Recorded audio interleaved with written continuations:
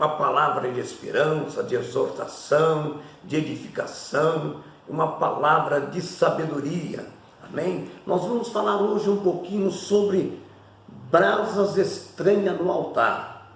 Pastor, mas o que isso significa? Vamos estar acompanhando aqui no livro de Levíticos. Deixa eu estar pegando com os irmãos aqui no capítulo Levítico, capítulo número 10, versículo de número 1, diz assim, Levíticos 10, 1, Nadab e Abiú, filhos de Arão, tomaram cada um seu incensário e puseram neles fogo, e sobre esse incenso, e trouxeram fogo estranho perante a face do Senhor, o que ele não lhe ordenara. Então saiu fogo de diante do Senhor e os consumiu, e morreram perante o Senhor. Nós podemos também observar lá no livro de Êxodo, no capítulo número 24, versículo 1, que diz assim, disse também Deus a Moisés, sobe ao Senhor, tu e Arão e Nadab e Abiú, e 70 dos anciões de Israel, e adorai de longe. Amados, o que eu quero trazer para os irmãos é sobre a questão de brasa estranha no altar. A palavra de Deus diz que o fogo arderá continuamente no altar e não se apagará. O fogo também é um símbolo do Espírito Santo. Nós podemos ver aqui que Nadab e Abiú, eles criaram atalhos. Eles não eram sacerdotes para fazer, levar um incenso de adoração ao Senhor, para tentar fazer a vontade de Deus. Eles passaram à frente do sacerdote. E muitas vezes, quando nós tomamos uma posição que não é nossa, nós acabamos nos prejudicando e Deus não se agrada. Amados, veja bem, Nadab e Abiú foram induzidos pela desobediência e tomaram seus próprios incensários. O incensário tinha que ser aquele que o sacerdote levava. Um incensário já consagrado para aquele momento, amém? Eles apresentaram fogo estranho, não conforme os preceitos da lei, e tomaram um lugar que pertencia somente ao sumo sacerdote. Nadab e Abiú colheram o fruto da desobediência. E falar em fogo estranho, eu quero falar, amados, hoje quantas pessoas, com muito respeito, eu quero que você entenda, estão oferecendo fogo estranho diante do altar do Senhor. Que tipo de fogo você tem oferecido? Qual é o incensário que está dentro da tua vida? O nosso coração, irmãos, é o púlpito, o altar, onde nós consagramos ao Senhor, o nosso Deus. E quando nós estamos cheios do Espírito, fazendo a vontade de Deus, as nossas orações são como do incensário, que sobe com um aroma suave às narinas de Deus. O grande problema é que muitas vezes nós queremos a posição de outros e queremos fazer aquilo que não nos foi coordenado. Nadab e Abiú, eles não tinham liberdade para oferecer no incensário diante de Deus.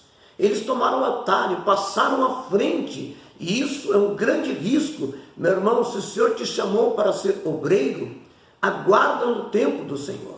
Na hora certa, segundo o propósito que Deus tem na tua vida, Ele vai te levar para o diaconato, para o sacerdócio, e aí então você passará a oferecer o fogo que arderá continuamente e não se apagará. E muitas vezes nós também vemos o fogo estranho, e eu digo assim, sobre as pessoas, porque o fogo é o símbolo do Espírito Santo.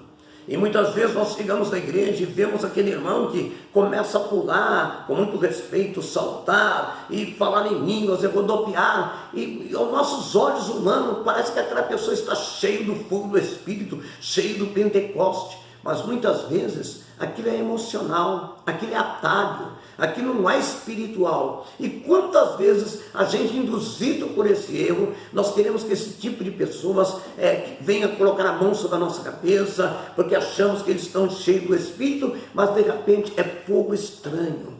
Irmãos, devemos tomar cuidado, principalmente dentro das nossas casas. Tem muitos cristãos que convidam profetas, homens e mulheres que se julgam ser homens e mulheres de Deus, e talvez até foram, mas de repente vai lá e profetiza e está cheio de tanta coisa, E de repente você pergunta para ele: irmão, mas vem cá, de que ministério você é mesmo? Qual é o teu pastor? Eu estou fora, eu agora estou sem ministério. Amado, um profeta, um evangelista, um presbítero, um pastor que está fora da autoridade eclesiástica de um pastor, que está fora da membresia de um ministério, ele está derramando fogo estranho, irmãos.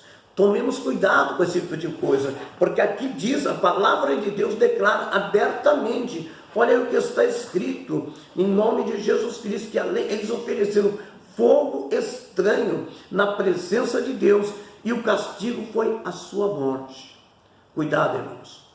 Muitas pessoas têm ouvido de profetas que falam de fogo estranho, palavras que não veio da boca de Deus, e que muitas vezes leva a pessoa não à edificação, mas à queda, porque esperava aquela palavra para se cumprir, ela não vai se cumprir, porque não veio de Deus, é fogo estranho. E muitas vezes você que pensa que está sendo abençoado, infelizmente, está participando somente de um momento em que o emocional está ali agindo, é um fogo estranho que não vai edificar em nada. Amém? Então eu falo para vocês de todo o meu coração, tome muito cuidado, irmãos. Principalmente dentro da igreja já é mais difícil, porque sempre haverá um pastor, um dirigente, que com discernimento do Espírito, ele vai olhar e vai saber quem é quem. Mas às vezes as pessoas começam a convidar para fazer campanha, oração em casa, e acham que aquele irmão que pula, que rodopia. Eu não estou dizendo, tem muitos profetas cheios do fogo do Espírito, mas tem muitos profetas que rodopiam, que derramam tal, mas que estão com um fogo estranho, porque não estão debaixo da submissão de um pastor, não estão alicerceados no ministério, estão de um lado para outro, levando os incautos, as suas próprias palavras, falando que é Deus, mas infelizmente é fogo estranho que estão sendo oferecido. Tome cuidado, observe essa palavra em nome de Jesus, que aconteceu no caso de Nadab, aqui em nome de Jesus, e Abiú, filhos de Arão, tomaram cada um o seu incensário e puseram neles fogo, e sobre esse incenso trouxeram fogo estranho perante a face do Senhor, o que ele não lhe ordenara. Então saiu fogo de diante do Senhor e os consumiu, e morreram perante o Senhor. Houve um momento, pequeno testemunho, que começou a participar conosco, uma manhã de consagração, muitos anos atrás, um jovem que começou aos pouquinhos, muito delicado, de repente ele começou a cada manhã de consagração a rodapiar, a falar em línguas, aquelas coisas todas, e aos nossos olhos aquilo parecia um homem cheio do Espírito. Mas um dia eu indaguei dele e falei: irmão, vem cá, qual é o teu ministério, qual é o teu pastor? Pastor, eu estou sem congregação já há quase um ano, eu estou sem um pastor. Eu falei: meu amigo, então me desculpa, eu estou duvidando da tua pessoa, mas como pode? A Bíblia diz que o nosso Deus é um Deus que age com prudência, que dá sabedoria, e as coisas de Deus é feito com ordem e decência. Como pode um homem que está fora da comunhão dos irmãos, do corpo de Cristo, que está fora da direção da bênção eclesiástica de um pastor? Desculpa, isso é fogo estranho. Tome cuidado, meu irmão. Aí eu quero te deixar uma pergunta também.